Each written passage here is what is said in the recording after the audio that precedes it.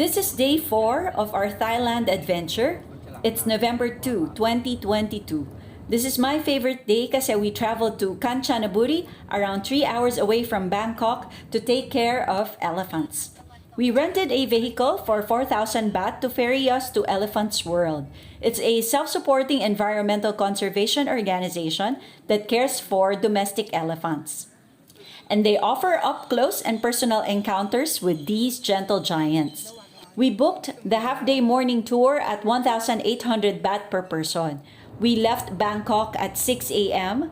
We arrived in the sanctuary around 9 a.m. Simula pa lang nakaka-excite na kasi meron ka nang makikitang elephant na nakatambay sa entrance. Nung dumating kami doon, nag-check-in kami sa kanilang reception area. We paid the fees, then we were given a bottle of water each with a bottle holder as a souvenir. Yes. Then we proceeded to the briefing area. After a thorough orientation, we were advised to change so that we can start our work with the elephants. When we're ready, we were given baskets of watermelons to directly feed them. Nakaka-happy to be very near them, as in ang lapit-lapit talaga nila. After a while, we were asked to board a jeep para pumunta sa isang banana field. Dito daw kami kukuha ng pagkain ng mga elepante.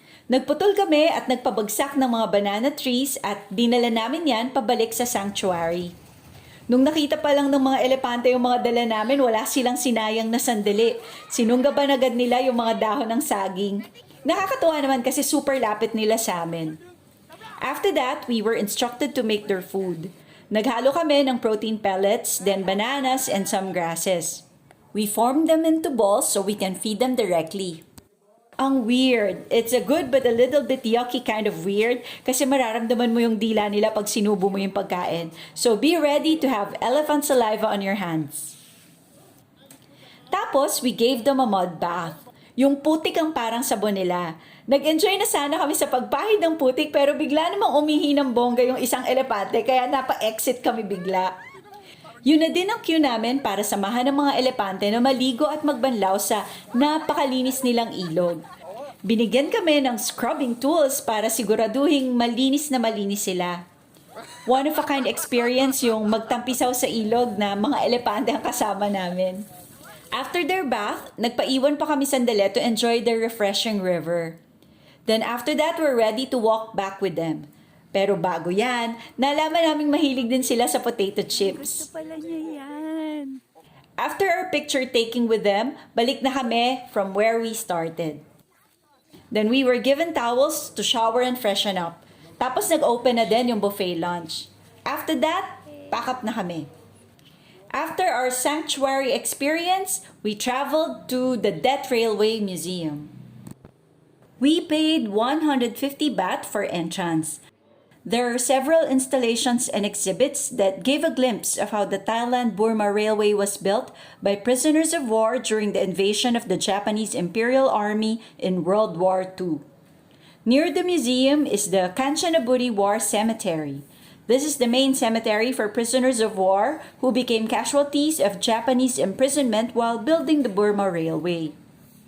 We also visited the Catholic Church nearby. Actually, ito lang yata yung Catholic Church na nakita namin dun sa whole 6-day stay namin. After that, we drove to the actual River Kwai Bridge. This is part of the Death Railway and is the location for the famous 1957 epic movie, Bridge on the River Kwai. Ang galing din how they actually transformed this into a tourist area. Nag-enjoy din kaming mamasyal at maglakad-lakad kasi nung nagpunta kami dito hapon na, kaya hindi na masyadong mainit at presko ang simoy ng hangin. Ito yung last stop namin bago kami bumalik sa Bangkok. For our dinner, sa tabing daan lang kami kumain at napili namin na mag-seafoods dito. Nag-order kami ng prawn and mussels, pero nabitin kami, kaya humana pa ulit kami ng isa pang restaurant para doon namin ipagpatuloy ang aming gutom. Meron kaming nakita na parang steak place sa tabi rin ng daan, kaya sinubukan din namin yan. Ang dami din kasing bumibili dito, kaya naengganyo kaming tikman. Masarap din in fairness sa kanila. At very affordable pa yung kanilang price range.